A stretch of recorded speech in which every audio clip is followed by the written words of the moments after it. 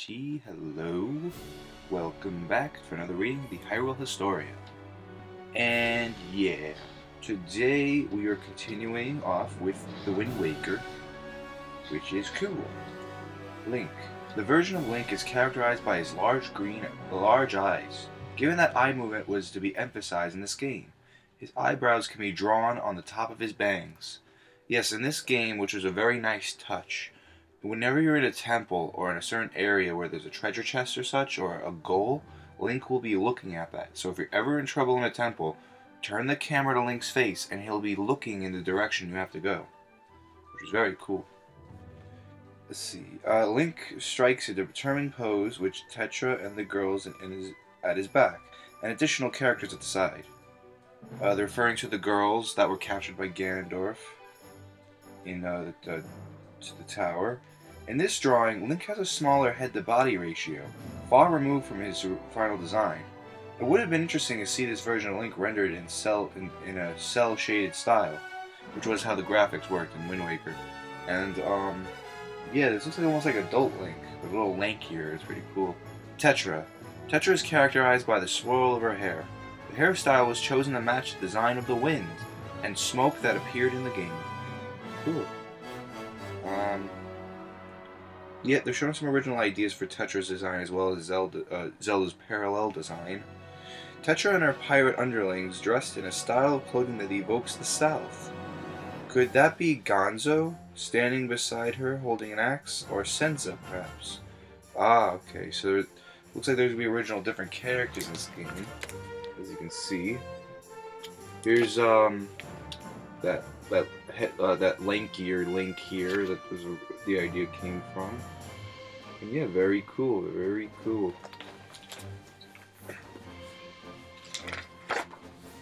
Ganondorf. Ganondorf had gotten older since his appearance in Ocarina of Time. He now looks middle-aged. These drawings have an Eastern flavor to them. Yeah, they're, that explains a lot, because they didn't make it look older in this game. I mean, I always figured it looked different because it was a different Ganondorf, but he got resurrected. He wasn't another Gerudo after the 100-year cycle of another male being born. King of Red Lions. King of Red Lions was originally designed to appear as though he was handcrafted out of wood. Ultimately, a more Eastern style was emphasized in this look. Tetra's underlings. A design sketch depicting Tetra's pirate underlings can assume from the blue bandana and short stature that this person on the left is Nico. So Nico looked a lot different than his original design. What makes Nico interesting is a lot of people say, and I agree with it, he looks a lot like Professor Egad from Luigi's Mansion and the Mario and Luigi series. Lenzo. Please make a scary... yeah, there's a bunch of things. Lenzo was a character in, they also have the fishman here.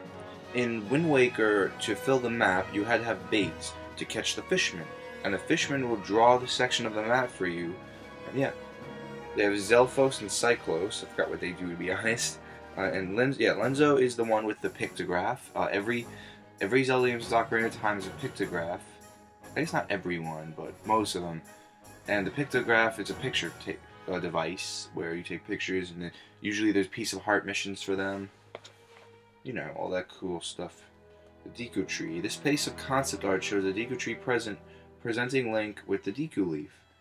His final design bears a closer resemblance to the Deku Tree in Ocarina of Time, because that Deku Tree is the sprout at the end of Ocarina of Time after the first Deku Tree died. There you are, check it out. Check out all this cool stuff. Oh yeah, you can pause it if you want. Let it all sink in. That'd be cool. Korok tribe. They show some original. Oh yeah, they just show their designs and their height differentials from Link. They have the Ruto tribe. Let's see. What's this? The children remain until. As the design sketches indicate, the wings of the Rito were smaller in earlier development. However, once it became necessary for them to fly in various places, the design was changed to emphasize their wings. The two pictures at the bottom are design sketches for the unused races that never made it into the game. Yeah, I noticed that. They're really furry dudes. I don't know. Monsters. They have the Helmarak King, Goma, after destroying Shell, I'm assuming of Goma. They have a Darknut, Keese, Bokoblins, and Moblins. The Moblin was the first monster to be designed, and served as a model upon which the rest of the enemies were based. So these are a lot. So these are a lot of. This page has a lot of the allies. This page has a lot of the enemies. That's cool. Here's all the design choices. The Koroks are on top there, next to Link. I really like this idea. Height differentials. Here's the species that never made it into the game, which I was wondering what they were. And there's also that beam thing hanging from the Deku tree.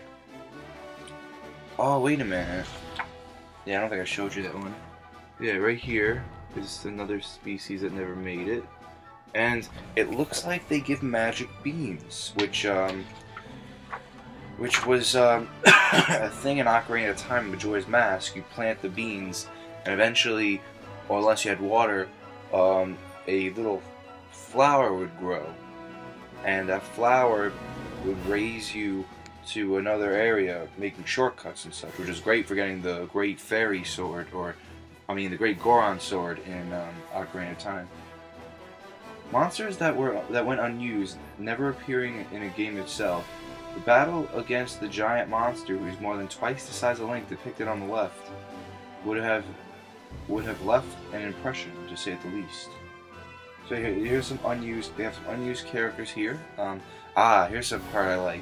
Stained glass. They would explain this in the timeline. Remember, the stained glass that decorates the walls of Hyrule Castle. The windows depict the 6 sages of Ocarina of Time, in addition to Ganon and the Triforce.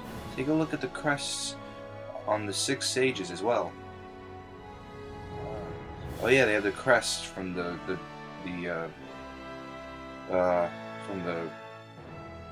crests. Yeah. Speaking of which, I forgot to mention with Tetra. Tetra sparked a lot of interest again in the Tetra Force, and for those who don't know, the Tetra Force theory, if you notice, the Triforce is a triangle with one missing in the middle. It's not missing. Nintendo's fully discredited the Tetra Force. It's just the Triforce. But there's a theory for a while that was a missing piece. That there is a Tetra Force, and Tetra meaning 4, and that was a really nifty idea there, because the theory went that Princess Zelda was actually the 4th god, being the goddess of light, as mentioned in Ocarina of Time at the end. May the goddess of light protect you. But they weren't that far off, being that Zelda, the original Zelda, was a reincarnation of the goddess Hylia. They weren't that far off, which was pretty cool. Anyway, here you are. Take a look. There's the stained glass windows and the unused enemies from the game. They look very cool. Yep. Very nice. Alright, concept art. They have Hyrule Castle's concept art. It looks like they had it originally set up so it was just barely hanging off a couple of islands here, which was an interesting idea. They have the Forsaken Fortress. It doesn't look that far different from its final version. They have GC Island. It looks like a GameCube. That's funny. Stovepop Island and GC Island. Island concept sketches. The motif for GC Island is the Nintendo GameCube. Neither of these islands appeared in the game. And Stovepipe Island looks like a giant. That's actually a cool idea. It has a village in the valley towards this volcano that looks like a chimney. That's cool. And Wonderful Island looks pretty much the same in its final design. Looks a lot like Skyloft. Reminds me of Skyloft in this version, though, the sketch. Concept sketches depicting areas that were never used in the game, including an underwater scene. Only Jaboon, the sea creature at the lower right that resembles a giant anglerfish and lives on the far side of Outside Island, is seen in this game. Let's see. Pulled from the water, touching the hook in the lower world will cause you to yank up warp.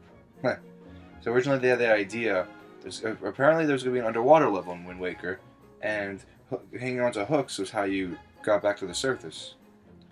I wouldn't have liked that. I'm glad they got rid of underwater. Everyone hates underwater stuff.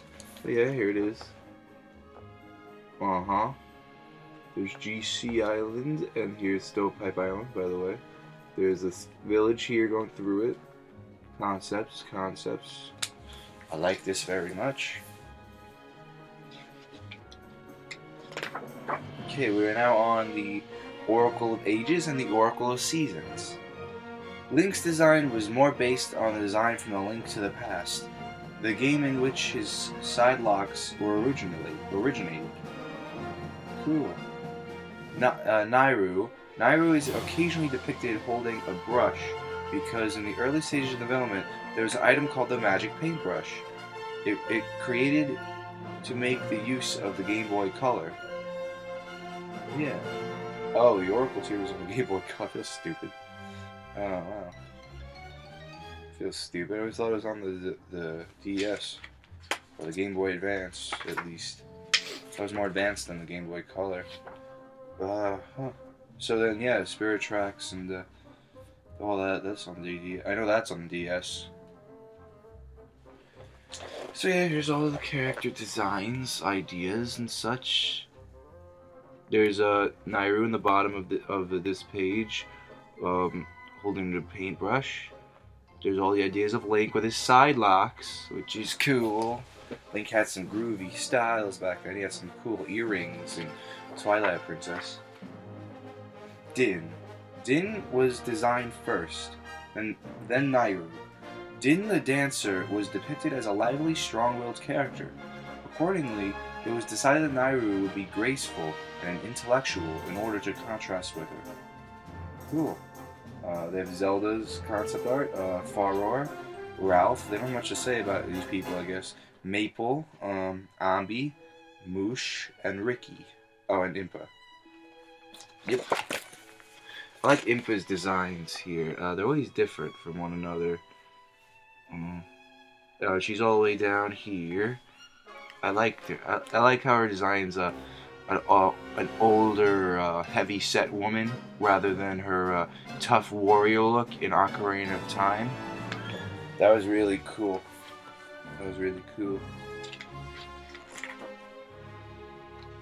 Okay, Varan. You can see elements from Varan's design sketches were incorporated into her final form. As illustrated below, her mysterious appearance with one eye hidden from view makes Sorceress of Shadows a very fitting title. Onyx.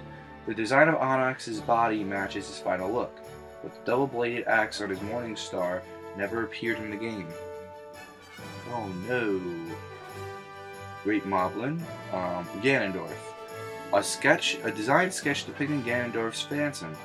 Ganondorf never appears in the Oracle series, however, only his beast form Ganon is seen. Oh, that's cool. So that's what Ganondorf would look like. Yeah, and I have a couple concept arts from Link. Just like the poster stuff they mentioned before. All that cool stuff. I liked it. It's cool to see Ganondorf, what he looks like in the Oracle series. Alright, well, I was gonna end it off here, but I don't know.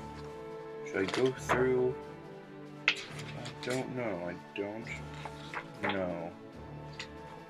Yeah, this one lasts a while, so a long while actually. I guess because this is a big game, Twilight Princess. Still going on. Still going on.